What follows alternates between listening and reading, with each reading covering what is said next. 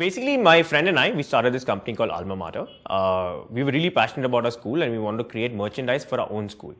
But since we were really excited about entrepreneurship, we decided to create this merchandise for students of all schools and colleges in this country. Now, because our idea was very simple to make merchandise for students of schools and colleges across the country, we were able to define and identify our niche market very easily. So the niche market was very simple. Students across India, irrespective of which school or college they are in. Now, the thing about niche market is that once you've defined your niche market, the niche market itself defines your pricing, your quality, as well as your product. Our niche market was very simple. It was basically students of schools and colleges across the country. So we knew that the pricing could not be very high. We knew that the quality has to be something which is not too low as well as not too high. And the product has to be something that catered to this very particular audience.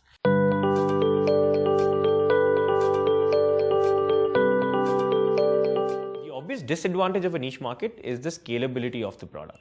Now, we knew that we were in the school and college segment, but there is only a limit to this market. There are about 10 million students in India. So we knew that was our target audience.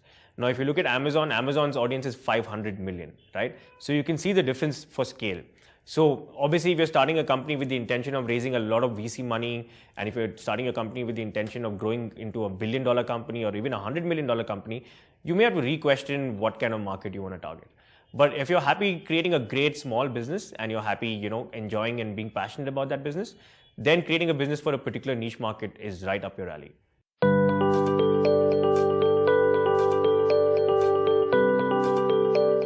So we started our company in 2009. Obviously, you can say that we had an unfair advantage because there was nobody else in the business. Well, I can say it was a fair advantage because we came up with it first and nobody else was thinking of getting into entrepreneurship when we got into it. In fact, what was really unfair to us was because we got in so early, the entire market was against us. Why? Because in 2009, nobody in India bought online. That was the biggest fallacy in our business. If people are not buying online, how do you expect to sell anything to them?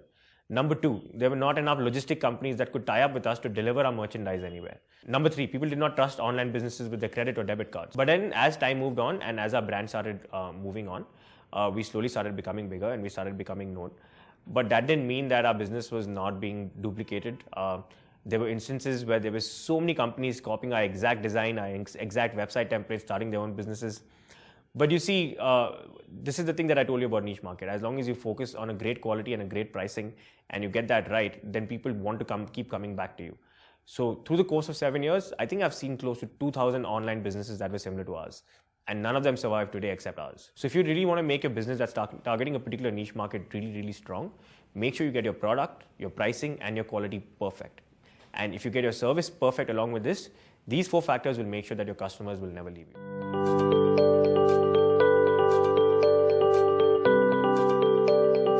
So when we first started our business, we were basically getting merchandise manufactured from a small town in Tripur, and we would get that merchandise here and we would go to different schools in Bangalore and we would sell that in their Old Boys Day or their Alumni Day. But then we realized this is possibly the worst way to run this business because in this way, we're never going to touch schools and colleges across India because our business was pretty simple to make sure merchandise is made for students of schools and colleges across India. That's when we came upon the idea to start an online e-commerce store. Basically, the idea of the online e-commerce store is pretty simple. Let's say if you're a student of an XYZ school or college, you come to the online store, you're taken to a design tool where you can design your t-shirt or your sweatshirt. You can add your class logo and there are pre-built templates that will help you design your t-shirt in less than 5 minutes.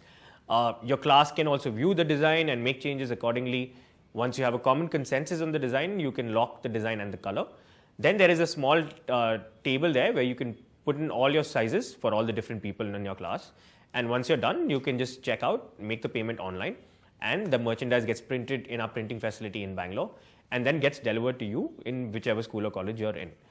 Obviously, in 2009, this was a very, very bold thing to do because nobody was buying online and nobody was interested in using their credit or debit card online. But we thought that this could really take off. Though we were ahead of our time, we eventually managed to build a very strong business when the entire internet boom in India picked up. Along with this, we added other channels as well. We would go to the Alumni Day functions of schools and colleges across India. We would send one of our sales team member and he would be present there with their merchandise and we would try and sell there. That was our offline sales channel. We would be present at college fests. We would be present at Alumni Days. We would be present at Old Boys or Old Girls Days. But broadly, our main channel for selling was the online channel. The online channel accounted for about 60% of the sales, and the offline channel accounted for about 40% of the sales.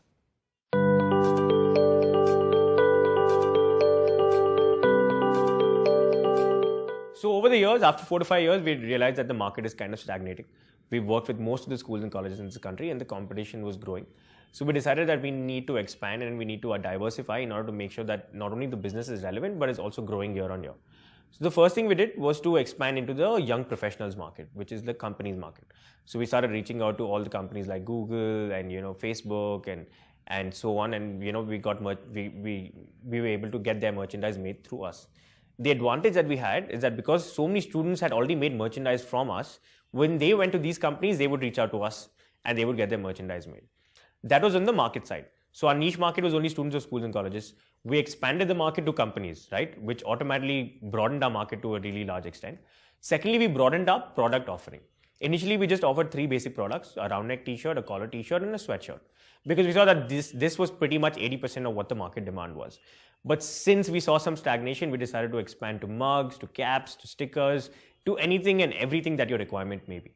So in order to grow and in order to make sure that we are relevant and in order to make sure that the business continues growing bigger and bigger and bigger, we did 2 very simple things. We made sure that we were expanding our product offering, and we made sure that we were expanding our market. There are quite a few cool companies in India that have grown really big while targeting a very small niche market.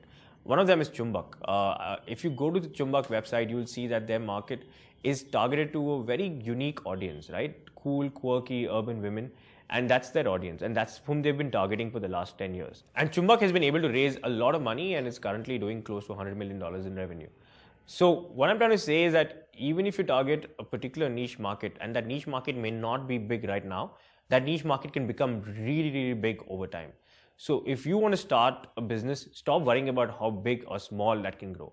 If you've identified your niche market and you think that you can crack this niche market, the business will grow, because India is a growing economy, it's a growing market, and there is no way that your growth is going to stop.